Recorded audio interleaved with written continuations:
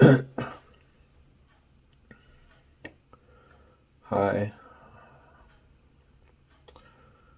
um, my name is Antonio Mocha, and I'm 48 years old,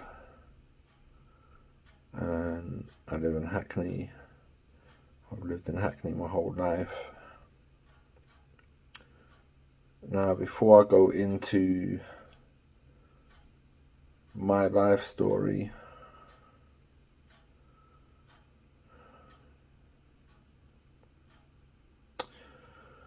well, I wasn't expecting the lights to come on, but hey ho, here I am. Nice to meet you all. I'm really sorry, it might look quite horrendous. But just to break down what happened in short and how I'm feeling as a result of what happened. So basically, I met this young gentleman. I won't mention any names. Um, Probably, I don't know, about 4 or 5 months ago, maybe. I can't remember the exact date. Um, and actually, it may have been longer than that. Sorry, it may have been much longer than that. But anyway, I met this homeless guy, and we got talking, and basically like kind of clicked and stuff. And um, I gave him my time, I gave him my energy, what have you, and our friendship grew stronger. We even went to church a couple of times together. He came over to my home, to here where I live now. I allowed him to have a shower, I allowed him to sleep over, gave him food. I just treated him like, with compassion. And I'm not saying that for like any special praise or whatever. It's just who I am. If I can help someone, I'll try. He knocked on my door earlier today. And I looked out the window and I saw it was him. And half of me was thinking, I just want to be on my own. I want to meditate. I want to bun a little zoo. Get high, chill out, relax, get into myself. And I had a feeling that he would come by. I did say to him, if you're about Monday, pop by. And this is after he stayed with me on Friday before the weekend. He came through the door. Well, he stood at the door. Basically, said, "Can I come in?" And I looked at him funny. I was like, "Of course you can come in." And I made a little joke like, "Well, you like a Dracula? You like a vampire? Whatever."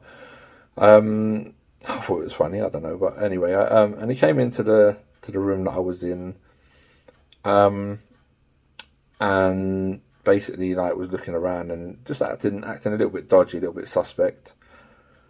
Um, I'm about to go into all the details and all that. Basically, for some reason, he decided to punch me in the face, and it wasn't a soft punch. It was a big blow, and I fell. I think I fell back basically, and as I was falling away, I fell down. He continued to punch me in the face repeatedly, probably 10, 11, 12 times. I don't know. I lost count. Um, Basically, while I was down, and I was saying to him, why? I was trying to understand like what had happened for him to do this to me because it might like I was probably thinking at the time, what I've given you is love and like what's happened for you to turn like in such a way. And so while I was down, I was questioning him, and I was like, you're wrong. Like, stop. Like, why are you doing this? And it got to like the 10th, 11th punch, whatever it was. Um, and my spirit just said, just stand up, just get up, stand up, And I rose up. I didn't have any intention to do anything beyond standing up. I just stood up, and I think the fact that he beat on me so hard and then I kind of just stood up like as if it was nothing. Maybe maybe made him question what he was. I don't know, but maybe he was scared. I don't know. Maybe he thought, oh shit, he's getting up now. But basically, he bombed it out of the house. Like he said, no, that's enough. He said to himself, like that's enough. opened the door and then opened the front door and went. And I kind of went after him, and I was like, why, like trying to understand what was going on. I don't hate that guy. I don't hate that brother. I don't wish evil on him. I try to empathize and try to understand like how he must be feeling and what he went through and what led him up to what he did and why he decided to do that. Anyway, I want to create art. I want to create something amazing and inspiring. And I hope it changes the world for at least one person. Because if I can help you get from where you are... Sorry, I'm feeling emotional for some reason. I don't know why. I feel that if I can get you from where you are today and get you to a place of love,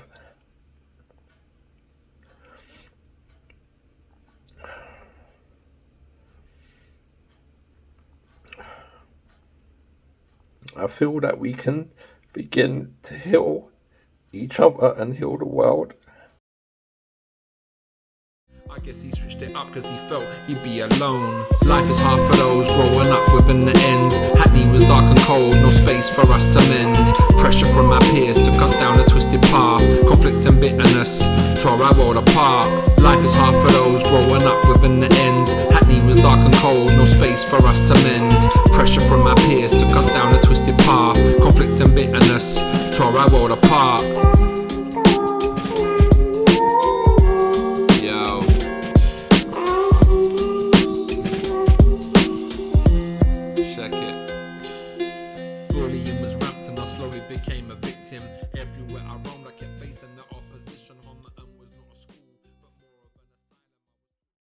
From the void, Kundalini rise, 7 times section, but I opened my eyes, they called it madness, said I lost my mind, but I'm the world teacher, watch the stars align, treated like a number, the system don't care, elfed, NHS, health watching despair, pain's just a product, they profit off her, I transmuted their curse, cause I knew my worth, spitting truth, ancient wisdom, in my veins, Kabbalah, in my blood I transcend these chains, 7 awakenings, now my spirit is free, Maitreya in the flesh, in time you will see I was shackled with chains. Dearest brothers and sisters of earth, greetings. Assalamu alaikum. Namaste. Baruch Hashem. Peace and blessings, love and light to you all. I am an ascended master. My name is Lord Maitreya. I am the world teacher. I walk among you in East London, working as a spiritual life coach in the field of mental health. I am present with you today to deliver a profound and timely message. The time humanity has prayed for since the fall from grace is drawing near. A new age is manifesting, emerging, and materializing. Hackney is not just a borough, it is holy ground, where the indwelling of the 12 tribes of Israel are to be called to gather, where the third temple will rise, a futuristic ziggurat, geometrically and astronomically aligned, resting near or within the Queen Elizabeth Olympic Park. This sacred structure will become the spiritual center of the entire earth, the birthplace of a new Zion. A new way of living will emerge, one which our hearts have longed for across eons. Peace, love, unity, and equality for all. And from this sacred space, new forms of innovation will arise. Technologies that end suffering, heal the world, and finally offer us tangible possibilities for immortality. Together we will bring heaven to earth. The gates of paradise will be open to all who seek. Welcome to the New Jerusalem. But still, the question remains, can the world accept a Messiah who wears bruises, who still walks among the broken and not above them?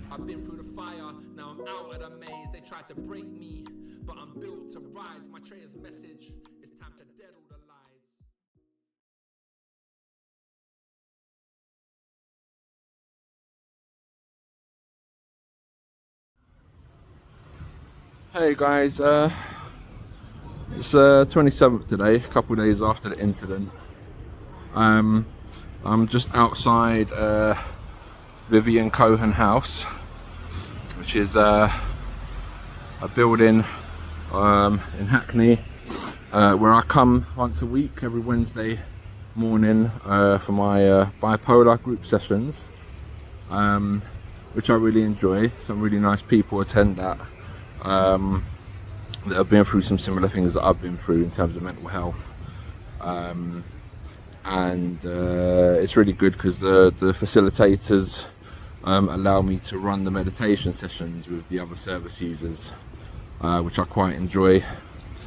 But yeah, just some reflections. Yesterday I took the day to myself and just tried to reflect on what had happened and what have you, and I kind of semi came to the conclusion that the reason that this friend of mine did what he did, because he was consumed by the darkness, and I see myself as a brother that is consumed by the light, or a brother that has embodied the light, and the only thing I can surmise is that my light was too bright for his darkness. Maybe because of his situation, the fact that he'd been homeless for 9 years and hasn't really been helped in any way. And then obviously I've come along and I've just shown him love and just given him loads of help and loads of my time.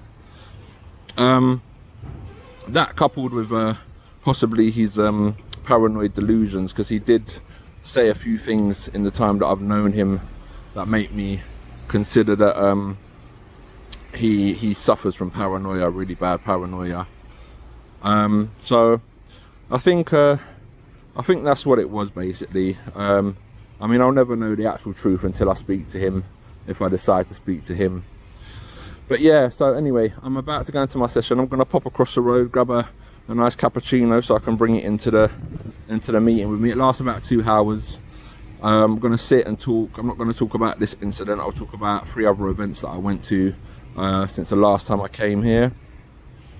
And yeah, I'll probably pop by the park afterwards and sit and have another little feedback session with you guys to let you know how it went. And we'll take it from there. All right, peace and blessings. Love.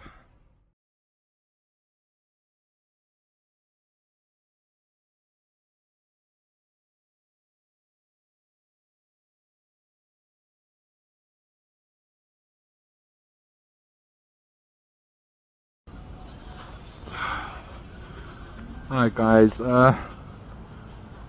just I was going to stop in the park, but I ended up cycling past it. I'm just outside Hackney Town Hall.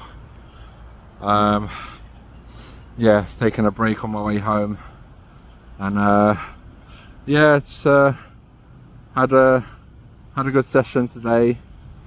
I guess one of the things I could say is that, you know, a lot of us were all wrapped up in kind of what we're going through and our own experiences and trying to make sense of things and work through things and issues that we're going through.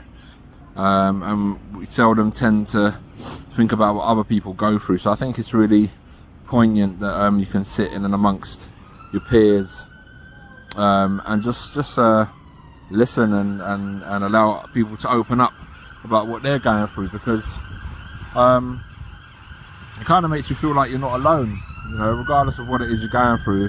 I think to some degree we're all going through stuff that we find traumatic or turbulent or difficult to deal with. But yeah, I was speaking a lot about consciousness and about spirit and about religion, and one of the quotes that I saw from Carl Jung in one of the groups I posted in yesterday. I shared one of the quotes where Jung basically talks about his observation of his, I suppose, patients or people that he works with, and he said basically that a lot of these people beyond the age of 35 years old, they couldn't heal. In his observation, they were unable to heal because they had no connection to what we would call divine source or a religious ideology, or I suppose a God or consciousness or whatever you want to call it, to have that link and connection. He found a lot of his the people that he worked with and around, they found healing that way.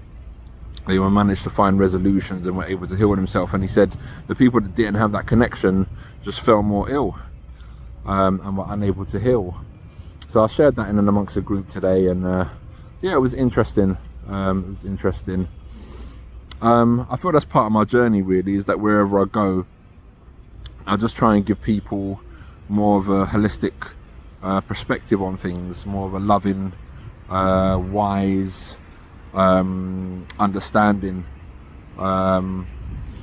you know, to help in I suppose in their growth as well, what I would call spiritual growth. Just try and bestow the things that I know and the things that I've experienced and the things that have helped me understand who I am in this world and how to navigate this world in a peaceful and cohesive way, in a loving way. So yeah, I'll share a lot of my wisdom and my experience and my perspective in the group, and basically wherever I go and whoever I talk to. They labelled me insane, but I walk with a flame. A crown of Sephiroth encoded my brain. I levitate past the gate where the watchers await, chanting Yahweh's name in my I am an ascended master, a spiritual archetype born of humanity's deepest yearning for guidance, healing and return. I am the embodiment of loving kindness and sacred friendliness. I am the heart of compassion made flesh, the living flame of prophecy walking beside you, not above you. I am the fulfillment of ancient promise, spoken in the tongues of many lands and hidden in the symbols of every age. I am the Christ, the Imam Mahdi, the Moshiach, the Buddha Maitreya, the Aquarian Avatar, the planetary Logos, come again in living form. I am the bridge between heaven and earth, the axis between spirit and matter, the avatar of the Aquarian age. I'm not here to rule, I am here to remind, to restore the sacred covenant between creator and creation. I stand not as one to be worshipped, but as one to be recognized, as the living mirror of your own divine potential. I am the signal fire on the mountain of your awakening, the symbol of hope, of healing, of global restoration. Open, watch the matrix glitch, decoded the language of the architect's script. Anunnaki landing, watch the prophecy shift. The ziggurat gleams where the heavens exist. Third eye open, watch the matrix glitch, decoded the language of the architect's script. Anunnaki landing, watch the prophecy shift. The ziggurat gleams where the heavens exist.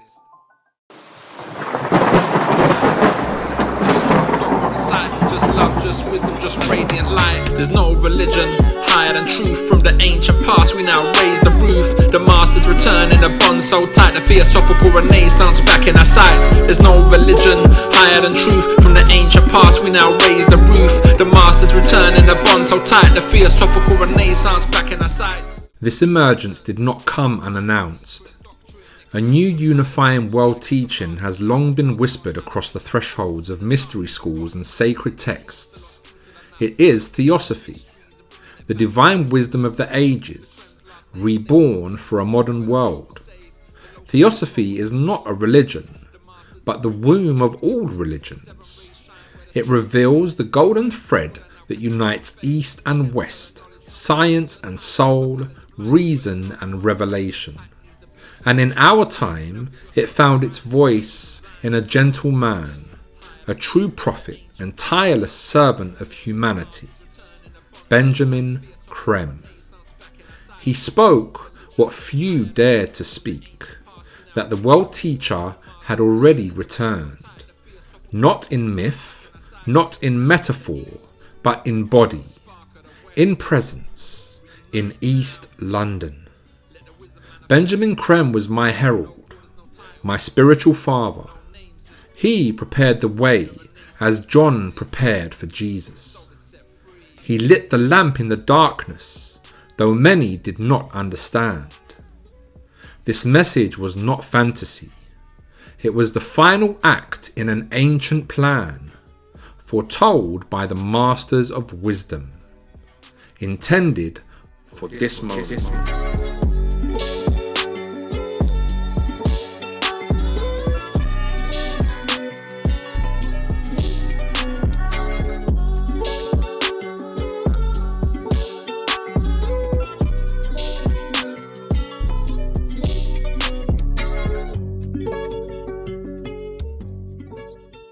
Tell us, Benjamin, a little bit about the recent appearances of Maitreya and the effects that he has had on world affairs. Muslims are awaiting a teacher they call the Imam Mahdi, the great Imam. Jews await the Messiah. Hindus await the return of Krishna or Kalki Avatar. And Buddhists await the coming of Maitreya Buddha. The Buddha, through the Prince Gautama, in one of the sutras says that at this time, at the end of Kali Yuga, would come another great teacher, a Buddha like himself, by name Maitreya. Maitreya has lived in London, what he calls his point of focus in the modern world, the Asian community of London, England. Good morning, brothers and sisters. It's been a while since I recorded an update, but I feel it's time to check in with you guys. It's been about 5 or 6 months since my last recording. Today is the 7th of May 2025. I have a pretty packed schedule today. I'm off this morning to the coffee morning, which is held in a church that I occasionally go to. Hopefully we get to see Sister Kelly, who is an amazing woman who's really helped me. She is a strong pillar of the community in Hackney. Then following that later today, I am starting a new role with ELF, the East London Foundation Trust, NHS, who have headhunted me in a sense. They have called me in to help facilitate a service user group with people or service users that have been diagnosed with bipolar disorder and schizoaffective disorder. And they've called me in as an expert by experience, so I'm really looking forward to that, and to meeting a nice group of people.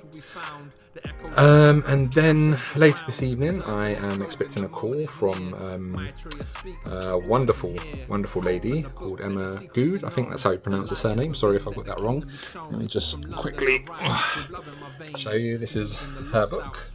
She is an author, and she is a documentary filmmaker, and I'm hoping to be able to bring her in to Hackney for some project work, and yeah, that should wrap up my evening.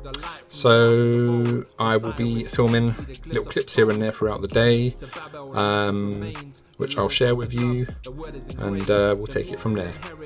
Peace and blessings. Namaste. Hey guys, just outside the church. This is one of the beautiful places to come in Hackney if you're feeling low or lonely on a Wednesday morning. Let's pop inside and see what's cooking.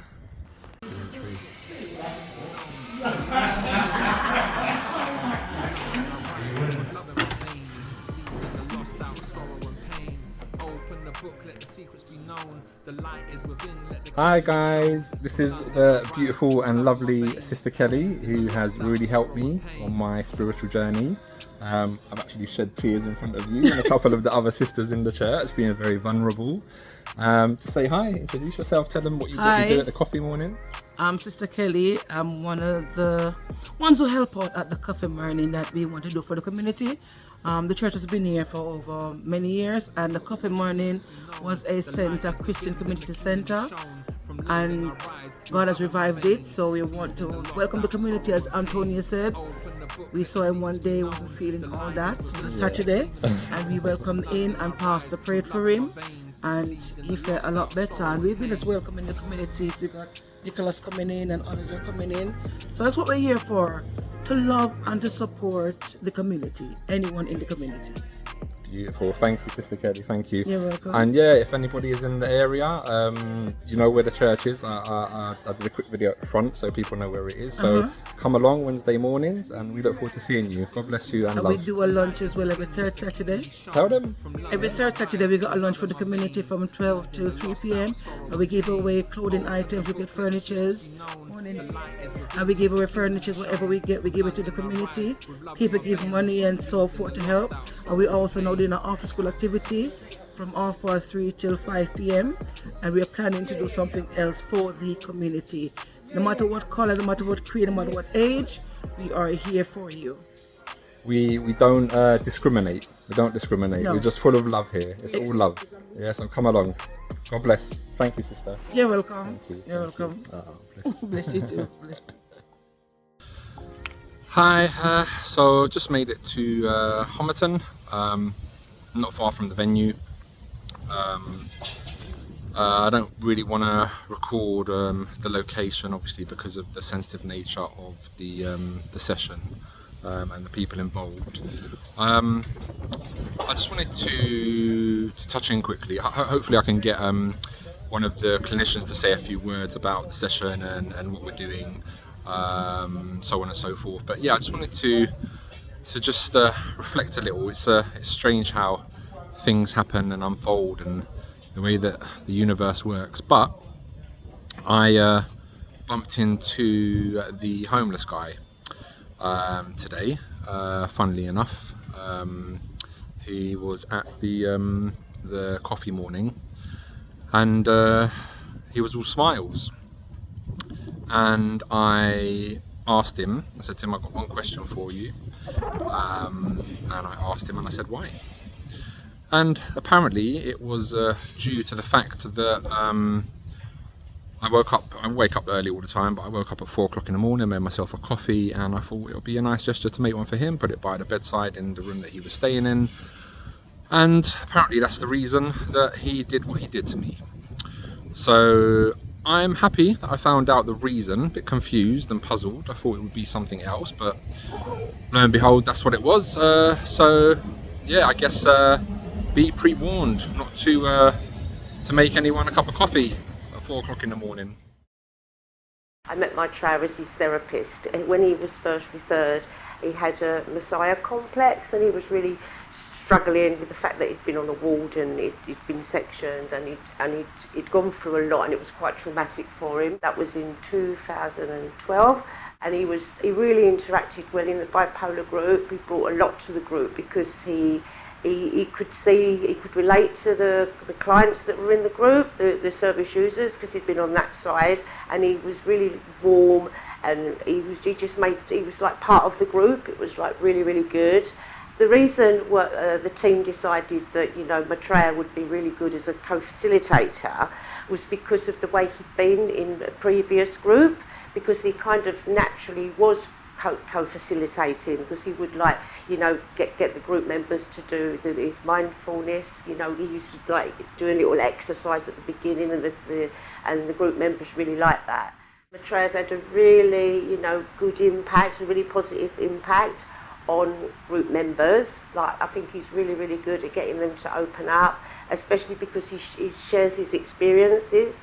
So when he shares his experiences, it's easier for other group members to share their experience and, you know, to feel heard and to feel understood. He just gets people to open up, and he empathises. And I think he's also good at getting people to kind of just look at things from different perspectives and be quite open-minded about things, you know, because he's quite holistic in his approach, which is good, because, you know, and it should be holistic, really, you know, like, you know, mind, body and soul. Yo, Maitreya in the building. This one goes out to the London Borough of Hackney and all my people that reside there. This one's for you. If you live in Hackney, this goes out to you. My sisters and my brothers, my elderly and youth, a lost generation. Hey, good morning, guys. It is the day after, and just stopping by to have a bit of breakfast. Just ordered the Mediterranean, which I enjoy here at Evan Cafe. Yeah, so just to kind of give a bit of reflection about yesterday, following the group session and the phone call with Emma. The group session was amazing. I really, really enjoyed it. There was about 15 of us all together, including the facilitators, and it was quite deep and emotional. There were actually tears and a lot of deep reflection and sharing. It was just the first session of, I think it's going to be about 14 sessions in total, but it was a really nice coming together. I managed to do a meditation at the end of the session for everyone. It was really well received. Had loads of compliments and thanks, and people saying that they felt really relaxed. So yeah, and then in the evening I spoke to Emma. She's such an amazing woman. The insights that she has and the way she puts things is really inspiring. And there is some potential for us to do some project work in the future, which I'm really excited about. Yeah, so that's it really. I'm just gonna chill today, have something to eat. I've got an appointment a bit later, and I'll check in with you guys later on. Take care, have a lovely day. Untold, where the spirit will ascend and heaven will unfold. Take a look around you, tell me what you see. Do you see the deprivation? Can you feel the misery? Do we trust each other or live life selfishly? It's time to rethink this fuckery, it's time to plant the seed. Take a look around you, tell me what you see. Do you see the deprivation? Can you feel the misery? Do we trust each other or live life selfishly? It's time to rethink this fuckery, it's time to plant the seed. From every seed planted, only those nurtured grow. So Hackney's where our soul mine, waiting for the glow. Hey guys, I want to share a story with you about a shaman from Africa called Malidoma Some, who was invited to the Western world to give his views on psychiatry and the way we practice psychiatry in the West. And he came across psychiatric units and basically stated that he felt the people that were being medicated and sectioned and treated the way they were treated were in fact potential shamans, prophets, and healers. And that in his community in Africa, in his tribal community, when he or members of his community saw somebody going through what he termed spiritual awakenings, that they would be held in the center of a circle, a community circle, where the whole tribe came out and sat with that person and worked with them through the experience they were going through, and that would bring them their own healing.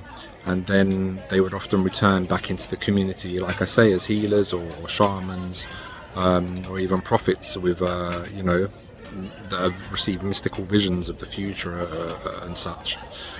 And it's important because there is that split between Western and Eastern cultures regarding the way they practice healthcare, and especially mental health care.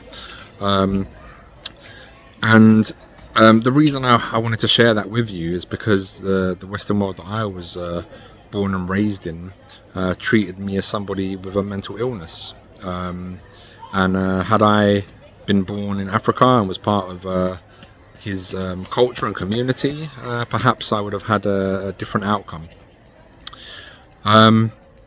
But my personal story, a little bit about it. When I was 14 years old, I had my very first spiritual awakening, or Kundalini awakening.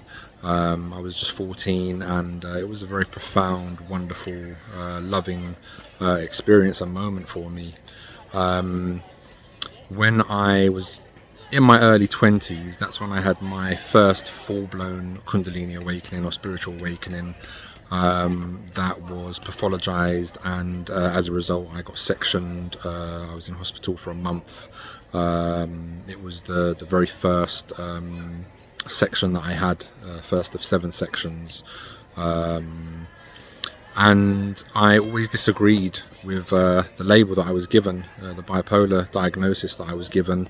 I was infuriated and enraged with the way I was treated, and held behind a locked door that I wasn't able to escape from. I was medicated. I was held down and injected in my buttocks, in my arse, basically, several times, and just treated very inhumanely. And that kind of leads me on to one of the main reasons why I wanted to do this, and why I wanted to film my story and share my perspective with everyone through this documentary. And just explain the importance, and something that I champion wherever I go. Whenever I go to mental health meetings in the community, I'm always talking about a spiritual framework and how much that's needed in mental health and in psychiatry. And my hope, my dream, my belief is that Hackney will be one of the very first boroughs in London, and one of the first places in the UK to finally adopt a spiritual framework in mental health.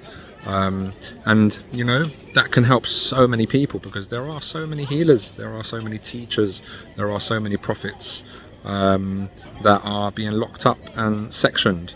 And if we have a spiritual framework, a spiritual lens through which to see them, to support them, to help them through their transformative journeys and episodes, the outcomes would be much more positive, much more amazing, and they would be treated with kindness and warmth and compassion and understanding and empathy, rather than just a sick individual that needs to be pumped full of medication that inhibits their experience. And yeah, I just felt that it was really important to share that as part of this story and this journey that I'm on with all of you. It's something that I really advocate for, and something that I feel is really, really important in Western psychiatry, and it's something I'm really passionate about, and I feel really needs to come through. This is our world, our reality, our universe, our inner peace. This is our perspective, our energy, our synergy, our symphony. This is our life, these are our streets, our humanity. These are our peeps. This is our vision, our philosophy. This is our nature, our family. Good morning, brothers and sisters. Namaste. It's a very bright and sunny day today. I'm outside Homerton University Hospital in Hackney, which is actually where I experienced six of my spiritual awakenings, where I was sectioned and where a lot of difficult stuff happened. And I'm sure even today, whilst I speak to you, there's probably people in the hospital being really badly handled and mistreated in a very inhumane way. Why am I here today? I'm not here as a patient or service user. I'm actually here because they have a meeting just around the corner in the building that deals with mental health. They've invited me in today as a service user with lived experience to give some feedback to the clinicians and managers in the NHS, and to have a wider discussion on mental health from a service user perspective. So I'm looking forward to that today. I'm both excited and sad today.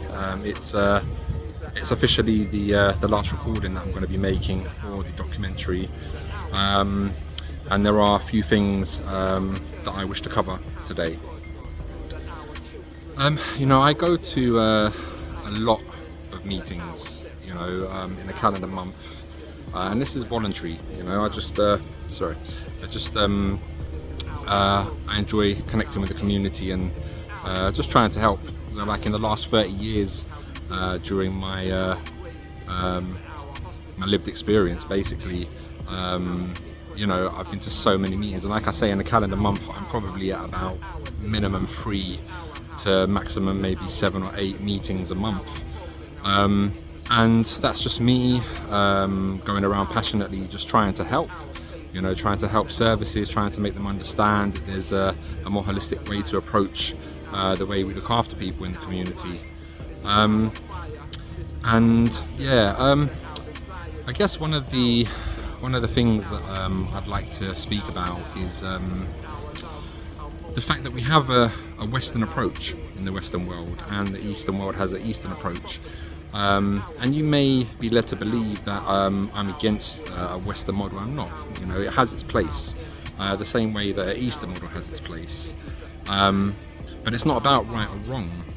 From my perspective, it's more about equilibrium. It's about balance and harmony, and it's about the combination of both.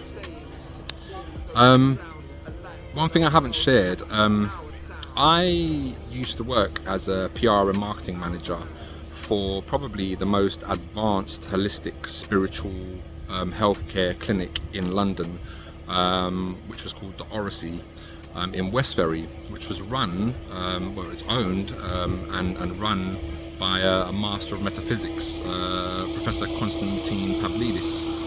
And there was a professional doctor there, a qualified doctor that was supporting. There were a group of alternative therapists. They had a technician called Annalie now, a beautiful lady. Everyone there was really beautiful, actually. Annalie, she was in charge of the suite of devices that they had in the clinic.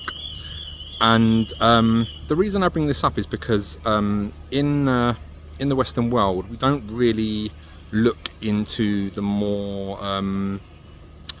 more innovations on the periphery of Western medicine. Everything is clinical, everything has to be proven scientifically, so on and so forth. Excuse me, it's a really hot day.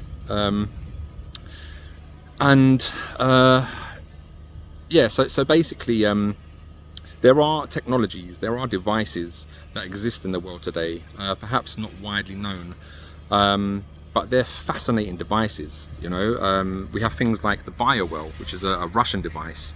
We have the Time Waver and Time Waver Plus, which is a German device. We have Kangen water, which I believe is from Japan. There's so many innovations. And there's different techniques and modalities, different healing techniques, different therapies that are in the alternative circle that are not embraced or welcomed or accepted by the Western model of healthcare. And these devices, they actually show that we're not just physical beings, that we are in fact energetic beings, that we are made up of energies. For example, the BioWell, it's a small device. You put your fingers in one at a time, all 10 digits, and it maps and tracks the energy in your body. It shows you the energy status of your chakras, of your meridians, which is from traditional Chinese medicine. And it even shows you a Western approach. So it shows you the functions of the body, the energies in the kidney, the liver, the eyes, the brain, everything. And it spits the data out in a Western, in a way that the Western world would appreciate, that doctors and scientists would appreciate. This is just one of the devices, and this device, it's got many medical papers that have been peer-reviewed, that have been circulated regarding the impact that users with these devices have before and after certain therapies, meditation, and you can see the shift in the energy fields, in different aspects of the energetic body. There's some amazing innovations, that basically combine Western and Eastern traditions. And for me, one of my passions is really trying to bring these technologies through into Hackney to frontline healthcare services, because we would have profound shifts in the way we look at healthcare and mental health and the way we treat service users.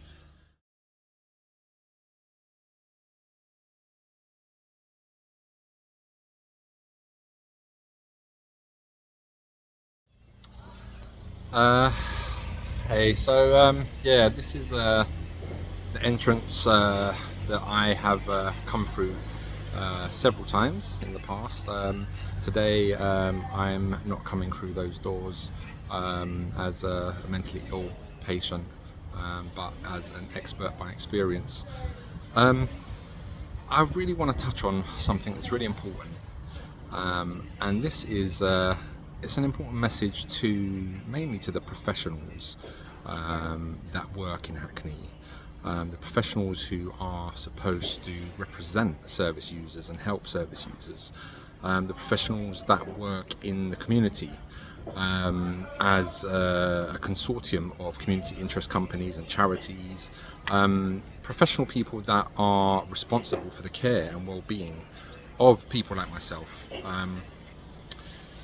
There is a sense of apathy in Hackney, maybe much wider than Hackney, probably, and an attitude that is quite difficult to digest from a service user's perspective, and it's something that is responsible for the anger and frustration in the community and the division between the top and the bottom. To kind of explain in a roundabout way what I mean, I go to a lot of these meetings. I'm invited there as a service user to feedback based on my history, on my experience, what has worked for me, what hasn't worked for me. And I feel a lot of it is really a vanity exercise. I feel there's not real care in the machine. And the reason I say this is because I go to these meetings and I share, and beyond that, the offer is there to connect with these professionals. Email me, get in touch, let's have a conversation, let's see where things can go. And as service users, we reach out. You may be the professionals, you may be the qualified, but we are the experts, we are the experienced. And without us, the system isn't going to change. But what's really frustrating is that when we go to these meetings and we reach out, there's a large level of apathy, there's an ignorance, where we're just left standing, because we have no inherent value to them, and it's very difficult to take. It's very difficult to digest. Me, as somebody who's trying to make change in the community, that has a very particular vision and understanding of healthcare and mental health, I try to go around and make change. And I'm met with brick walls and silence. Even though I offer my services for free, my feedback for free, I want to connect. I want to get this machine working. I want to help people in the community. And there's just this attitude, and it comes from professionals in the community. So I really want to reach out to you as a professional in Hackney, and I want to ask you to really sit and reflect and pause for a moment on the way that you approach service users. Now, if I had a community interest company or a charity and I approached you, there would be open dialogue. You'd be happy to receive and welcome me into your circle and to give feedback. But as an individual, as a service user with lived experience, there's simply no engagement. And that is why the system fails repeatedly. So, I guess that's pretty much what I wanted to cover. That's going to be the last note for this documentary. I'm going into the meeting very soon. I hope for it to be a positive one. There will be somebody in there leading the meeting who I reached out to via email several weeks ago, following another meeting where I met him, and I've heard nothing back. So possibly it'll be a moment to hold him to account, not in an embarrassing way, but in a way that can shed light on the culture, the attitude and the mentality in Hackney, and hopefully cause a little ripple which will help things shift in a more positive, cohesive direction.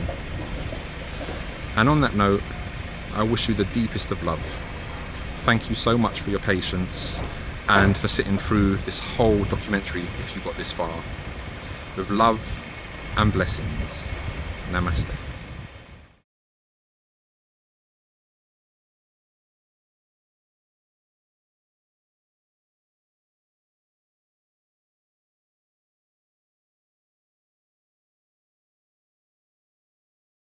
Sisters and brothers of the world, humanity now stands upon a precipice, the brink of global suicide.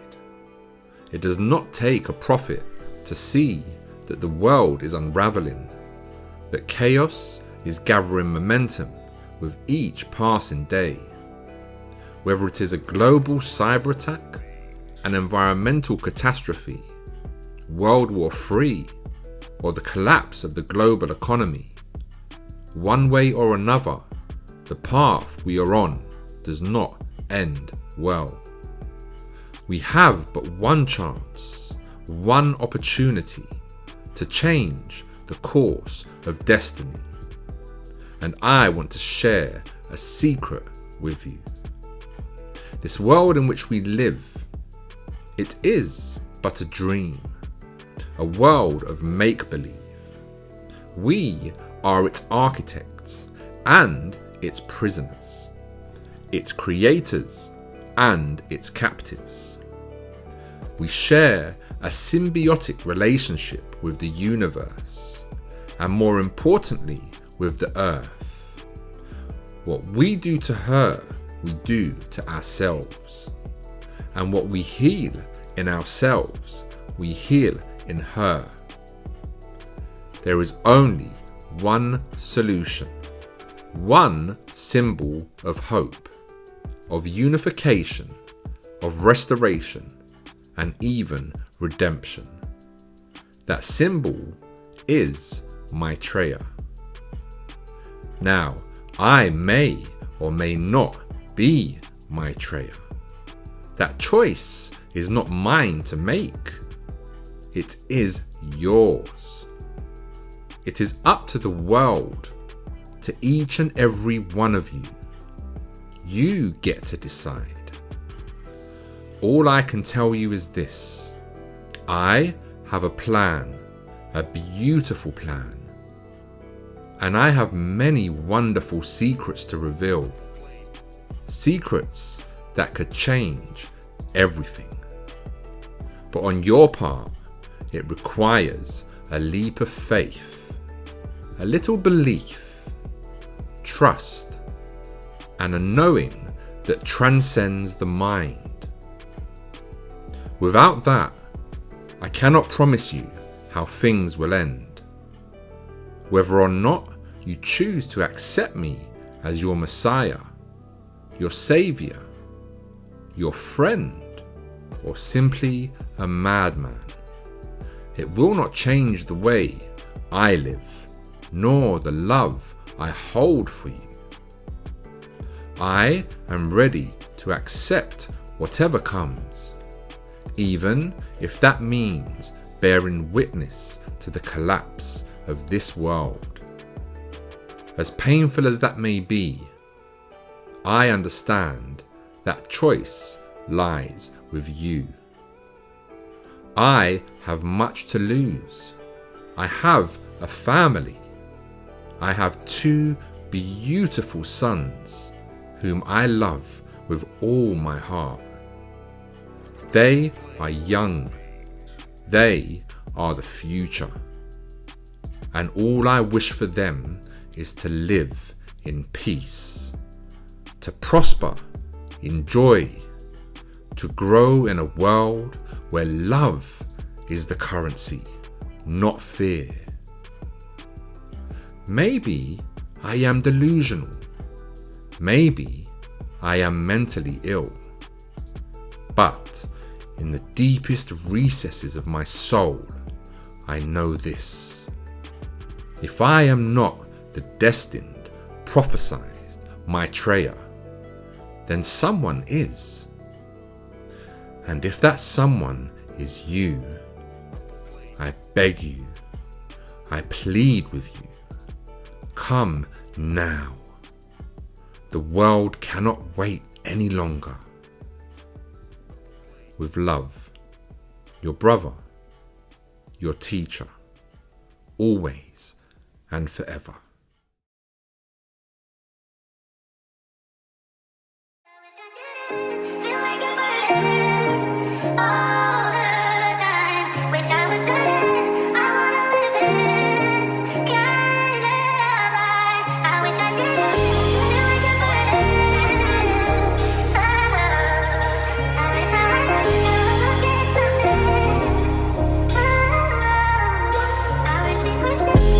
Overnight I thought of you, and if we come together, twin flames were true.